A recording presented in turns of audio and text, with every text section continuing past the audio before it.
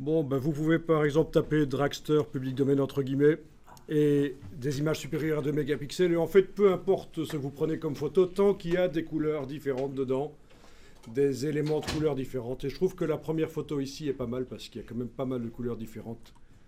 Et vous allez voir qu'on peut très facilement corriger les couleurs sans devoir faire des sélections grâce au réglage de teinte de saturation ciblé. Ça ira pour trouver une photo avec des couleurs. Et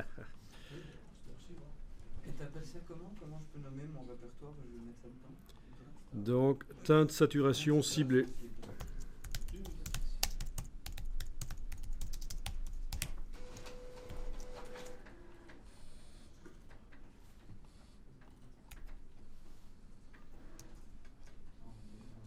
C'est 4 ou 2 que vous avez mis en pixels?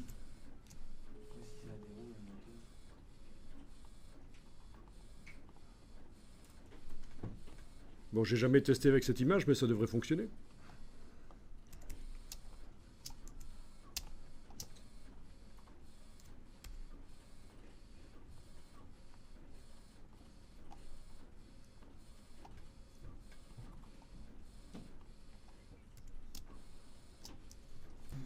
Alors, on y va.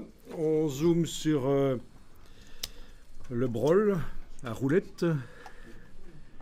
Et on va aller entourer rapidement ce qui est orangé pour le transformer dans une autre couleur.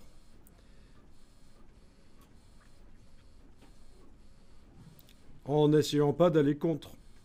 C'est ça l'histoire, c'est que je fais une sélection rapide.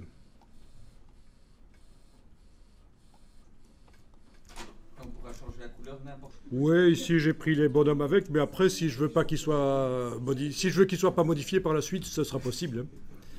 Ça va être très souple, on va utiliser des calques de réglage.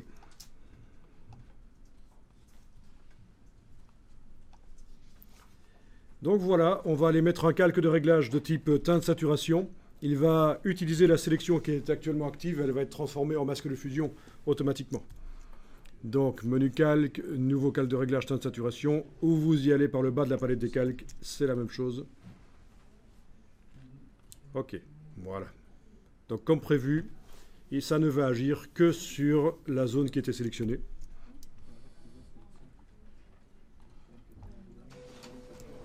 Bon alors, quand je bouge le curseur teinte là-dedans, bon ben ça marche pas trop mal parce que c'est entouré de gris ici.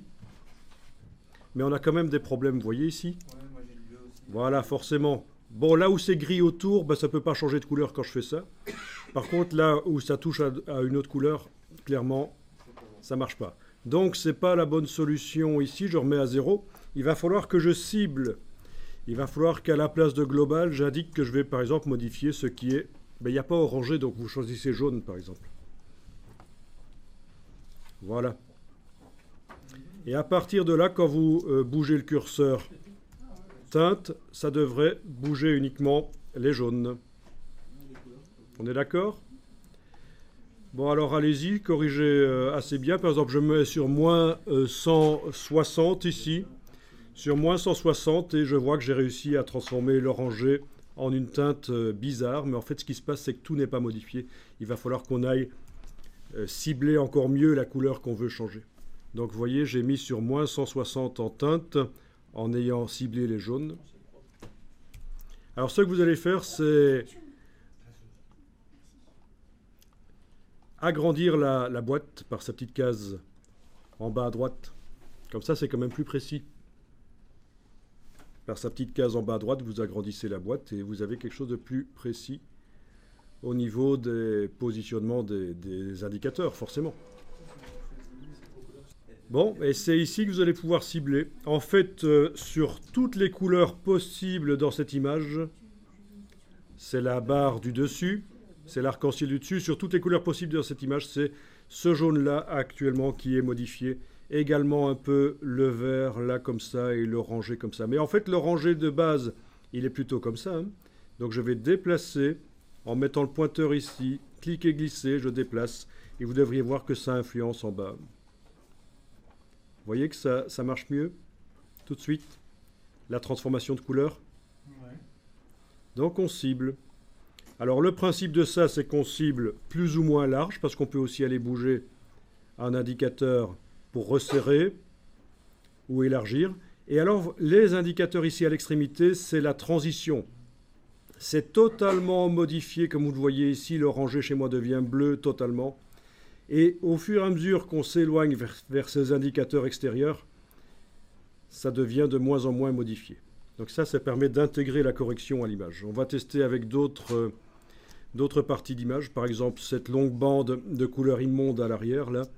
Je prends un lasso et j'entoure.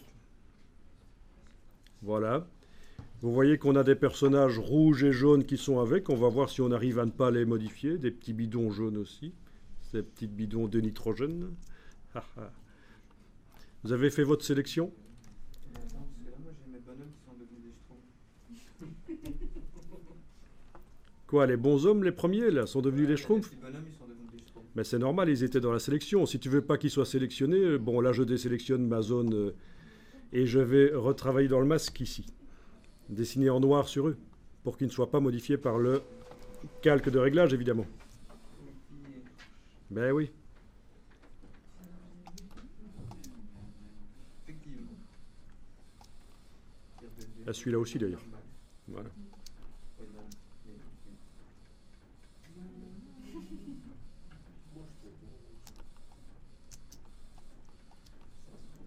Bon, voilà. Donc, j'en étais à dire que j'allais faire la sélection sur le bandeau là au-dessus.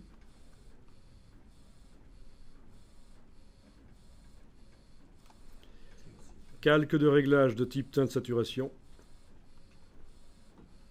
qui ne va modifier que le bandeau, bien sûr. Allez cibler. Donc, couleur quoi? Jaune. Essayons jaune. Ou vert. Vert, allez, vert. Et alors, je modifie la couleur. Et ça ne fonctionne pas. Il va falloir que je bouge ici, de manière à cibler encore mieux. Voilà, ça marche là. Waouh! Et donc là, on arrive à changer la couleur. Bon, le t-shirt jaune du bonhomme se modifie aussi en rouge. S'il n'est pas assez différent de la couleur qui est derrière. Ok, peut-être cibler un peu mieux, resserrer. Il faut voir.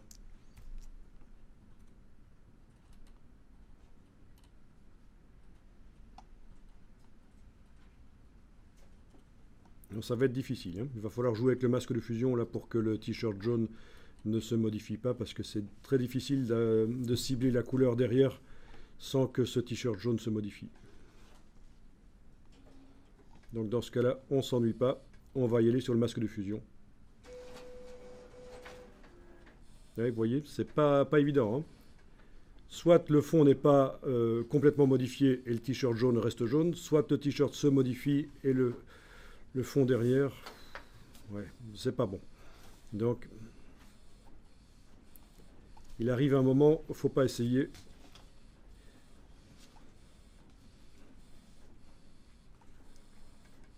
Donc, dans le masque de fusion, du calque de réglage, je vais dessiner en noir à cet endroit-là. Donc, très intéressant, quand vous devez faire des corrections couleurs sur une photo, vous n'avez pas besoin de faire une sélection nécessairement très propre.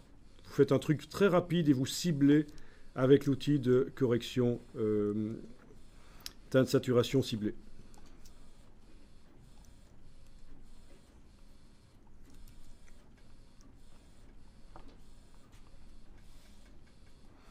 Alors le piège, c'est que quand vous avez quitté la boîte de réglage et que vous revenez dedans, vous vous dites, tiens, mais où est mon réglage? Tout est revenu à zéro. Mais pas du tout. Parce que vous êtes en global. Il faut retourner sur le réglage. Il a renommé jaune 2. C'est marrant, le jaune 2. On va faire de la mousse au chocolat. Voilà.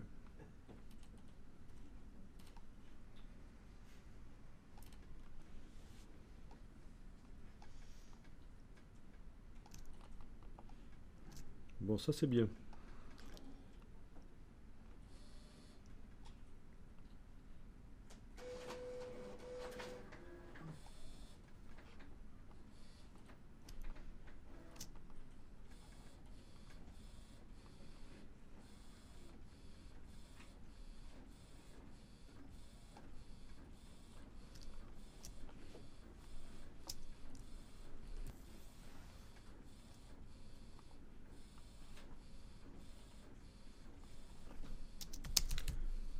c'est améliorer les contours de ça? Améliorer les Parce que contours. regarde, par exemple, moi le bonhomme en rouge, voilà. Ah, Il se oui, tourne dessus. d'accord.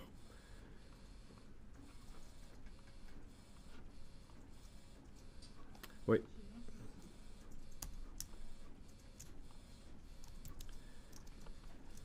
Alors, il va falloir ruser là.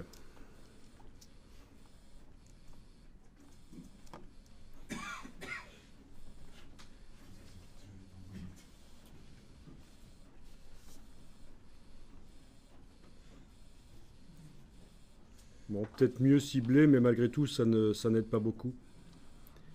Donc là, dans ce cas-là, je vais créer un calque au-dessus et aller au tampon. Le calque, si je le mets en mode couleur, normalement,